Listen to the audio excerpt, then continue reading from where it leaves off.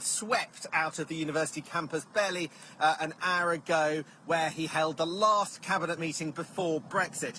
He was telling senior ministers that he hoped that 11 o'clock tonight, the moment of Brexit, would heal the divisions of the last 3.5 years. Cabinet discussed a Canadian-style free trade agreement with the EU. That's a pretty limited agreement. And he also said that he hoped that there would be further trade agreements with other countries outside of the EU, covering 80% of the world within 3 years. Now, with that, Boris Johnson jetted off back to London, where in Downing Street he's going to have a party. English wine, English food and a light show to celebrate the moment of Brexit, leaving behind a pre-recorded message done yesterday for the nation to enjoy at 10 o'clock on his Facebook page. Brexit Boris Johnson style does mean more checks at borders and more delay. Now, the public have been pretty clear that they're willing to endure some pain from Brexit in order to get this done. That's what they're saying at the moment. We will see in the coming months whether they really meant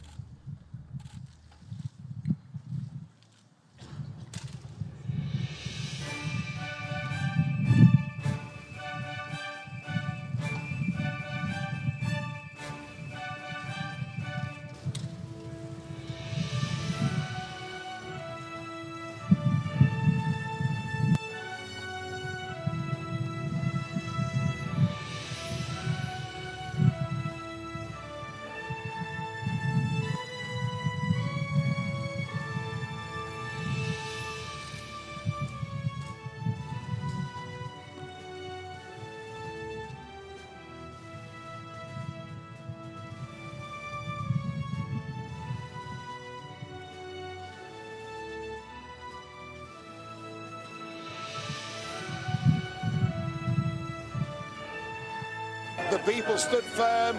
We've got it. We've left the European Union. We've passed the point of no return. It's a truly historic moment. Everybody had said, whatever the result of the referendum, we will honour it and implement it. We've just been through 3.5 years of parliamentary trench warfare. We've had the establishment try to stop this happening. But tonight, when even Tony Blair says there's no looking back, we're leaving, let's try and make a success of it. Now is the time to end negative arguments, negative questions. Let's get on and make a success of it.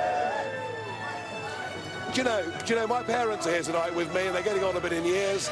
They both voted in 75, they both voted to stay in something called the common market. It made sense to them in a post-war world to be friendly and trade with each other. They didn't vote for a European flag. They didn't vote for a European anthem.